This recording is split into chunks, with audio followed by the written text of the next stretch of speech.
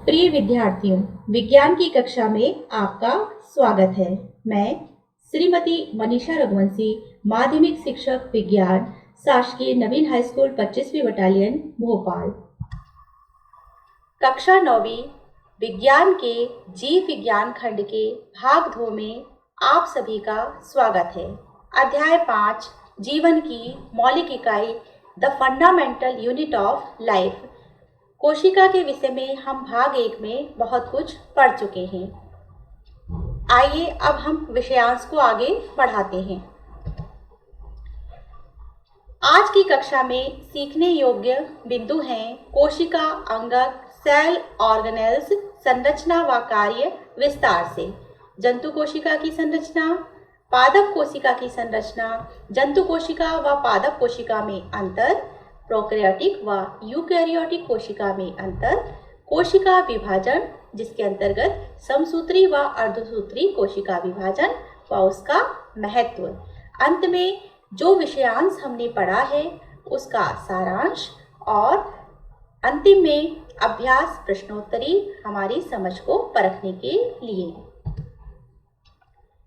कोशिका अंगक क्या होते हैं? जिस प्रकार मनुष्य के शरीर में विभिन्न अंग विभिन्न कार्यों को संचालित करते हैं, उसी प्रकार कोशिका के अंदर पाए जाने वाले कोशिका द्रव्य में बहुत सी संरचनाएं पाई जाती हैं जो महत्वपूर्ण अलग अलग कार्यों को करती हैं। ये कोशिका अंगक होते हैं केंद्रक, अंतःप्रद्रव्य जालिका, राइबोसोम, गाल्जी काय, माइटोकॉन्ड्रिया, लवक, लाइसोसोम, रिक्तिकाएं, तारकाएं।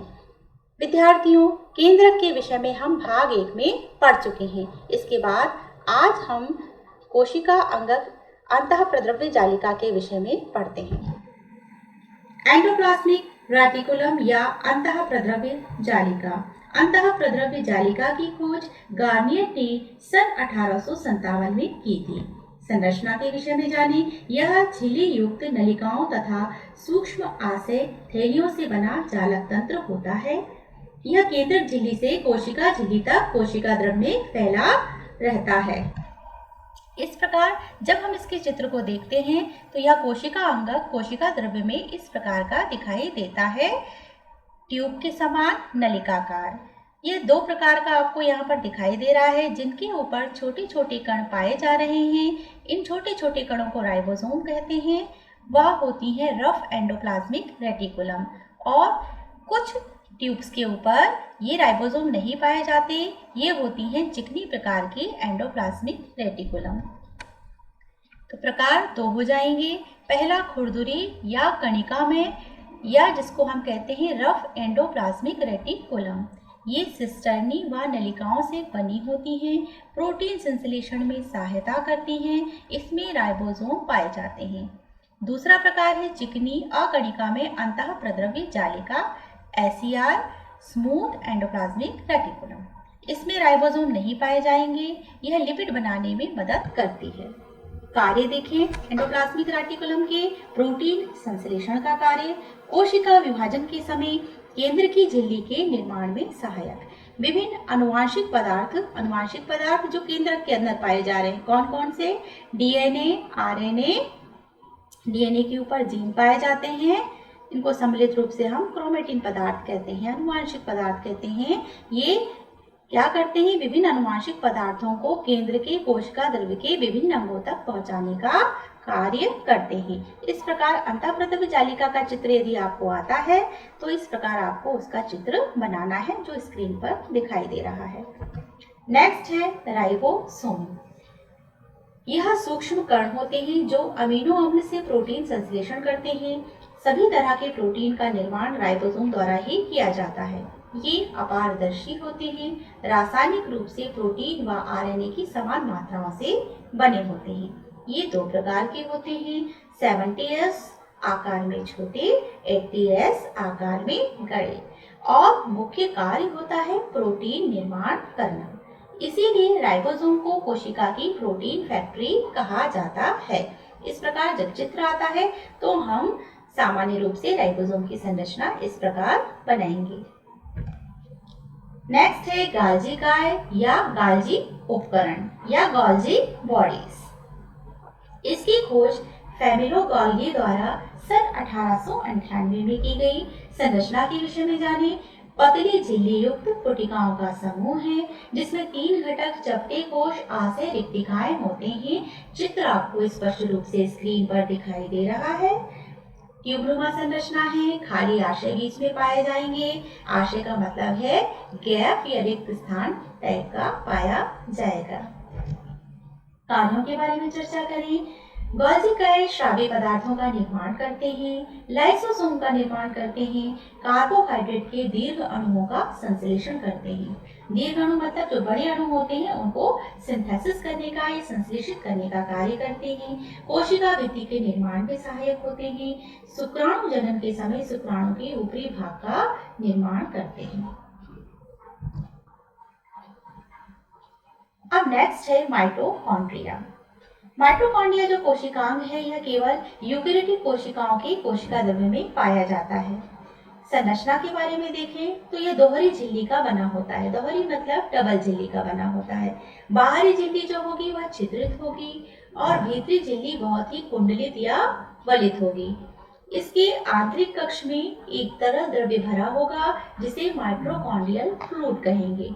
माइटोकॉन्ड्रियल फ्लूइड में lipid, protein, enzyme, DNA, RNA, ribosome पाए जाते हैं।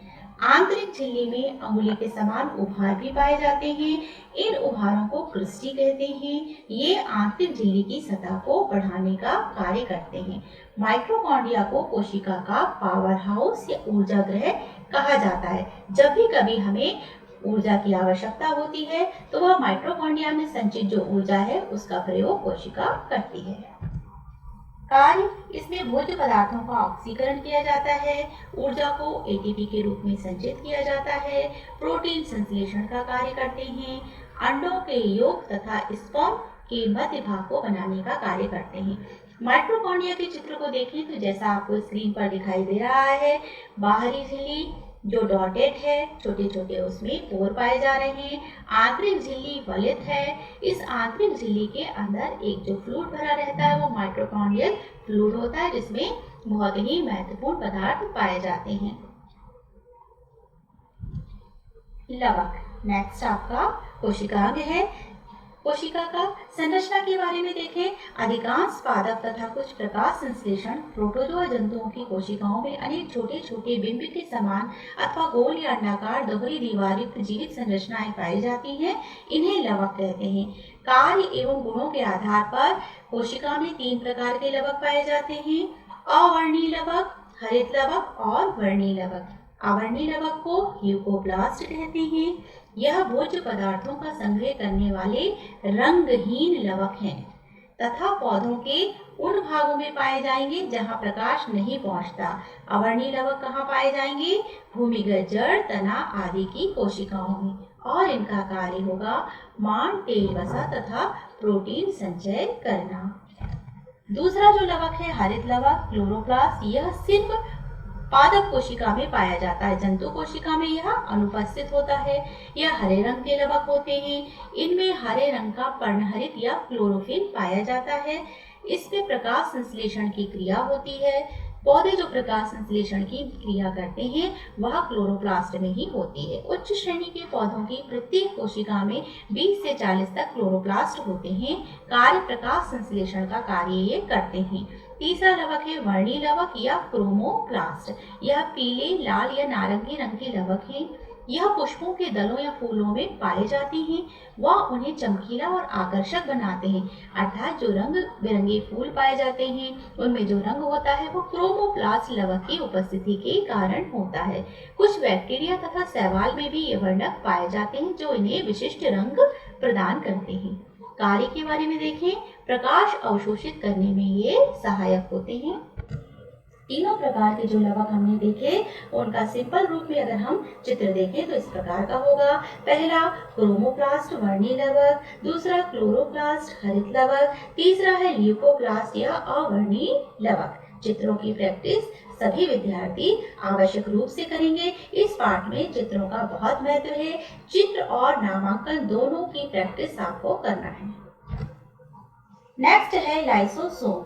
कोशिकाओं में सर्वप्रथम डी दुबे ने लाइसोसोम की उपस्थिति का पता लगाया था। लाइसोसोम 0.2 से 0.8 म्यू तक व्यास वाली इकाई झिल्ली से बनी गोलाकार या अंडाकार संरचनाएं हैं। इसमें पाचक एंजाइम भरे होते हैं। लाइसोसोम में 24 प्रकार के एंजाइम पाए जाते हैं। लाइसोसोम जंतुओं में कहाँ पाया जाएगा? यकृत, प्लीहा, श्वेत रक्त कणिकाएं, अग्नाशय, थायराइड ग्रंथि, किडनी आदि में तथा पादपों में जो विभाजित कोशिकाएं हैं, सामान्य रूप से वहां ये लाइसोसोम पाए जाएंगे। लाइसोसोम 4 प्रकार के होते हैं: प्राथमिक, द्वितीय, रेसिड्यूल व स्वभक्षी। कार्य के बारे में चर्चा करें। लाइसोसोम कोशिका में प्रवेश करने वाले सूक्ष्म जीवों व कणों का पाचन करते हैं। भोजन की कमी के समय कोशिकाओं तथा कोशिका द्रव्य में उपस्थित अवयवों का पाचन करते हैं। अनशन या रोग की स्थिति में जब शरीर को पोषण चाहिए तो यह पोषण प्रदान करने का कार्य करते हैं। मृत या पुरानी सेल्स तथा कोशिका अंगों के भक्षण का कार्य करते हैं। कोशिका में पाए जाने वाले एंजाइम का श्रावण तथा संग्रहण करते हैं। इस कारण इन्हें आत्महत्या करने वाली थैली भी कहा जाता है, क्योंकि यह अपने ही कोशिकाओं का भक्षण करने का कार्य करते हैं। ये जो आपको स्क्रीन पर दिखाई दे रहा है, जब हम कोशिका का चित्र बनाते हैं तो लाइसोसोम जो होता है वह गोल संरचना के समान ओवल शेप में दिखाई देता है। जब हम इसको जूम करके देखेंगे तो इसकी संरचना इस प्रकार की दिखाई देगी।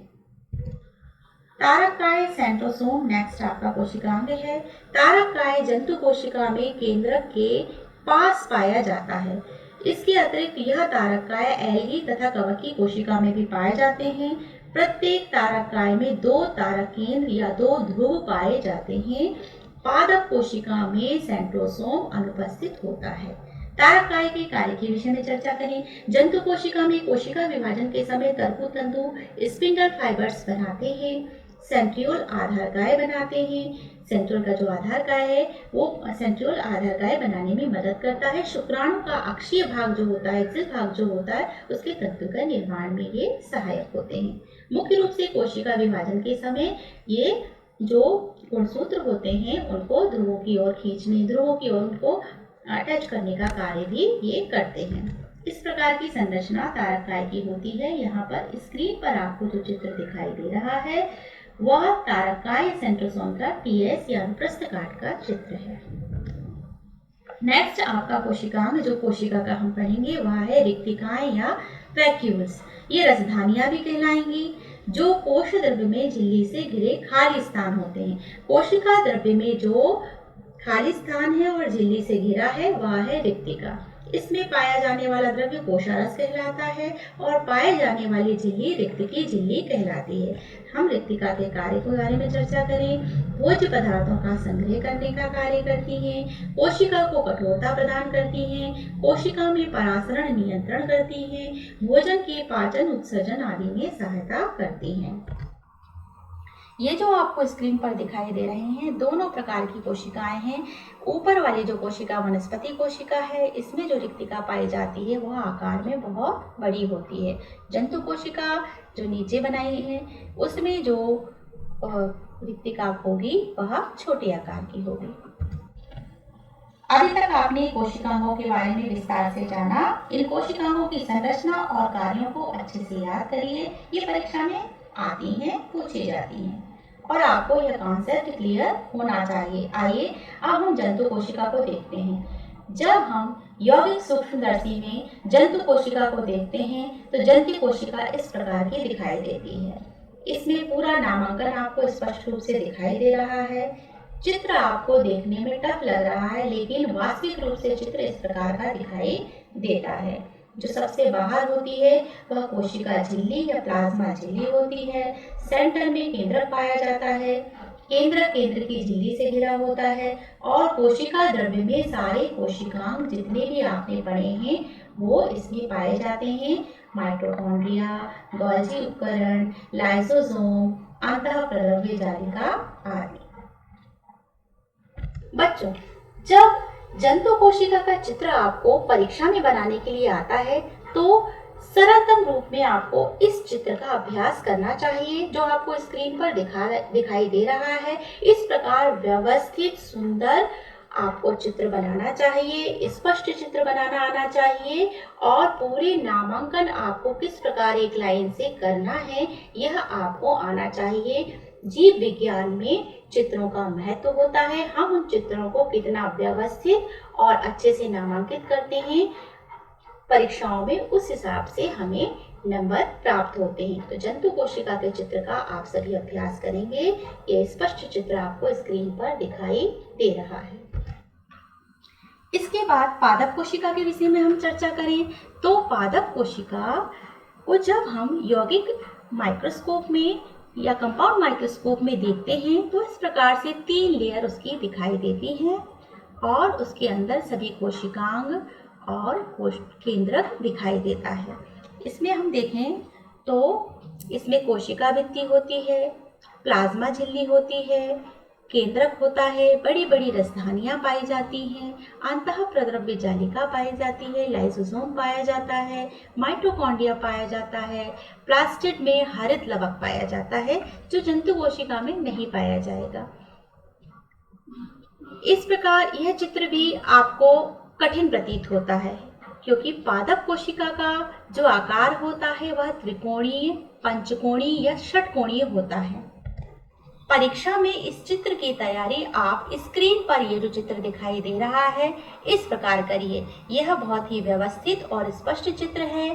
सारे नामांकन आपको स्पष्ट रूप से दिखाई दे रहे हैं। कोशिकाओं की संरचना स्पष्ट रूप से दिखाई दे रही है और किस प्रकार आपको चित्र को सुस्पष्ट और नामांकित बनाना है यह चित्र में पूरी तरह दिखाई दे रहा है। तो चित्र की प्रैक्टिस आवश्यक रूप से आप लोग करेंगे। अब हम कोशिकांग पढ़ चुके हैं, जंतु कोशिका की संरचना पढ़ चुके हैं, पादप कोशिका की संरचना पढ़ चुके हैं। आइए इनमें क्या अंतर होता है इस पर हम चर्चा करते हैं। कोशिका भित्ति, जंतु कोशिका में कोशिका भित्ति नहीं पाई जाती। पादप कोशिका में सेलुलोज की बनी कोशिका भित्ति पाई जाती है। हरित लवक नहीं पाया जाता जंतु कोशिका में। पादप कोशिका में हरित लवक पाया जाता है। रिक्तिका इसमें नहीं होती और यदि होती है तो बहुत छोटी छोटी और संख्या में अधिक होंगी। पादप कोशिका में बड़े आकार की रिक्तिका पाई जाएगी और रिक्तिकाएं संख्या में कम होंगी। सेंट्रोसोम जंतु कोशिका में पाया जाएगा, पादप कोशिका में सेंट्रोसोम नहीं पाया जाएगा। लाइसोसोम जंतु कोशिका में पाया जाएगा और पादप कोशिका में लाइसोसोम नहीं पाया जाएगा। ये स्पष्ट अंतर है जंतु कोशिका और पादप कोशिका में। इसको याद करने के लिए एक ट्रिक, विद्यार्थियों अंतर को याद करने के लिए आप इस प्रकार से माइंड मैप बना सकते हैं। ये जो ऊपर शब्द लिखा है कोहरी सैला, को से कोशिका, हा से हरित लवक, री से रिक्तिका, से सेंट्रोसोम, ला से लाइसोसोम, इस प्रकार हमको चलना है। कोशिका भित्ति के आधार पर अंतर बताना है, हरित लवक के आधार पर, रिक्तिका के आधार पर, केंद्रक के आधार पर और सेंट्रोसोम के आधार पर।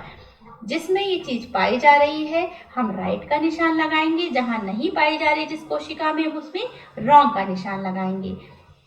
कोशिका भित्ति पादप कोशिका में राइट का निशान है अर्थात उपस्थित है और जंतु कोशिका में अनुपस्थित है। वही सेम चीज जो अभी मैंने अंतर में आपको बताई है, सिर्फ ये ट्रिक के लिए आप इसको तैयार कर सकते हैं परीक्षा में, जिससे आपको अंतर के लिखते समय कोई किसी भी प्रकार की त्रुटि या गलती आपसे ना हो।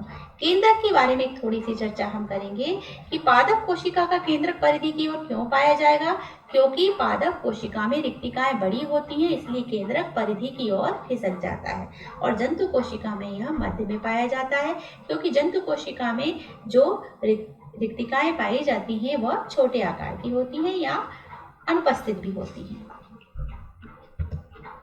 अब हम अंतर देखते हैं प्रोकैरियोटिक एवं यूकैरियोटिक कोशिका में। प्रोकैरियोटिक कोशिकाएं मतलब जो प्राचीन प्रारंभिक कोशिकाएं हैं, वे कोशिकाएं जिनमें आरंभिक अविकसित केंद्रक होता है या केंद्रक का अभाव होता है वो प्रोकैरियोटिक कोशिका कहलाएगी।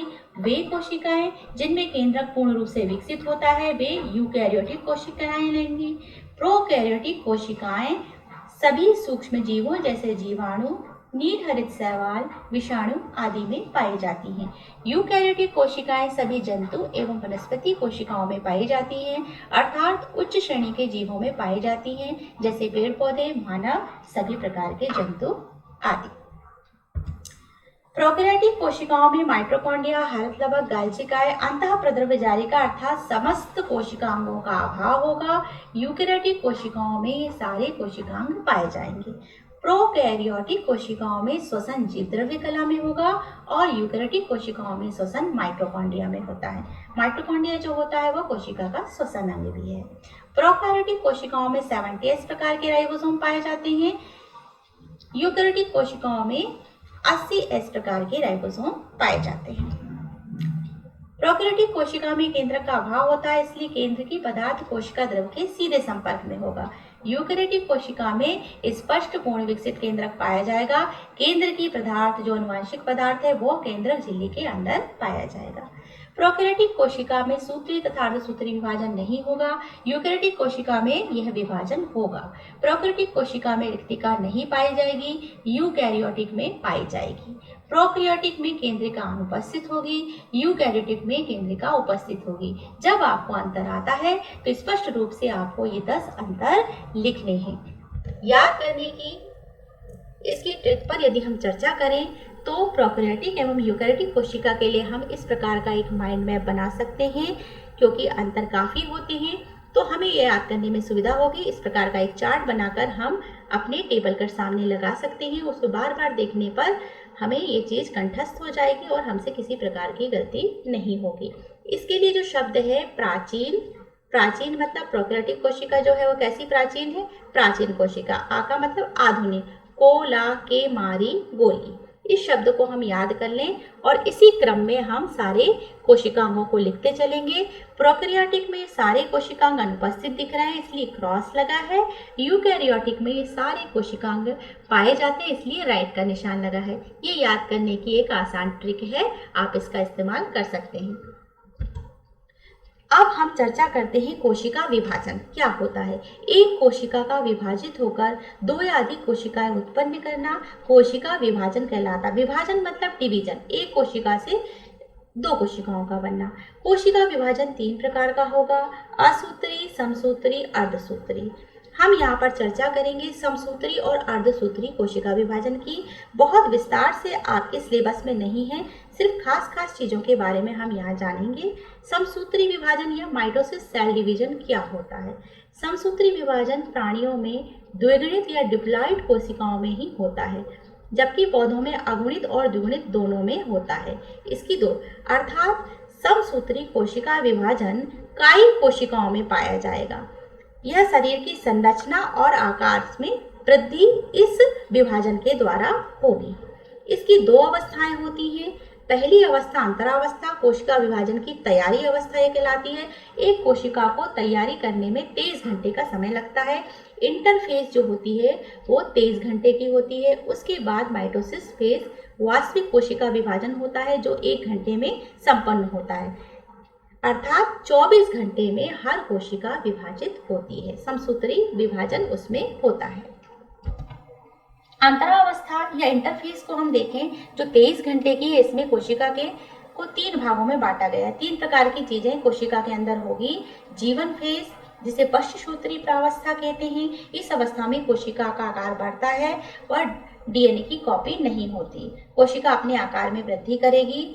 उसके बाद एस फेज आएगी जिसे संश्लेषण प्रावस्था कहते हैं, डीएनए की कॉपी होगी, मात्रा दुगनी होगी, गुणसूत्रों की कॉपी नहीं होगी। G2 फेज पूर्व सूत्री प्रावस्था, इसमें प्रोटीन का निर्माण होता है। इस प्रकार अंतरावस्था में कोशिका 23 घंटे में उन समस्त पदार्थों का निर्माण करती है, उन्हें इकट्ठा करती है और तैयार होती है कोशिका विभाजन के लिए। सूत्री विभाजन या माइटोसिस फेज।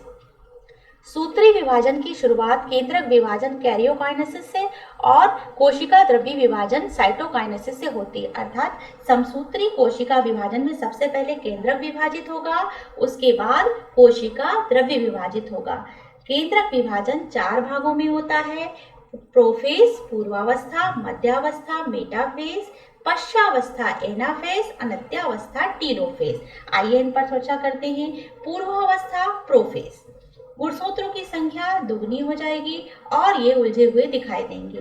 तारक काय विपरीत ध्रुवों पर चले जाएंगे, केंद्रक झिल्ली अदृश्य हो जाएगी, स्पाइंडल तंतु बनने लगेंगे। सभी कोशिकांगों के बारे में आपने विस्तार से पढ़ा है। गुणसूत्रों के बारे में आपको भाग 1 में बताया गया है। पूर्व अवस्था में इस प्रकार का चित्र आपको जो दिखाई दे रहा है सामने, इस प्रकार कोशिका में स्थिति गुणसूत्रों की होगी। मध्यावस्था, गुणसूत्र एक सीधी रेखा में व्यवस्थित हो जाएंगे और उन्हें गिना जा सकता है। स्पाइंडल तंतु काइनेटोकोर पर गुणसूत्र से जुड़ जाएंगे। मध्य अवस्था में गुणसूत्र मध्य में आ गए हैं और जो तर्कु तंतु हैं वो ध्रुवों पर पहुंच गए हैं और इस प्रकार की व्यवस्था गुणसूत्रों की मेटाफेज समसूत्री कोशिका विभाजन में दिखाई देगी। नेक्स्ट है पश्चावस्था या एनाफेज।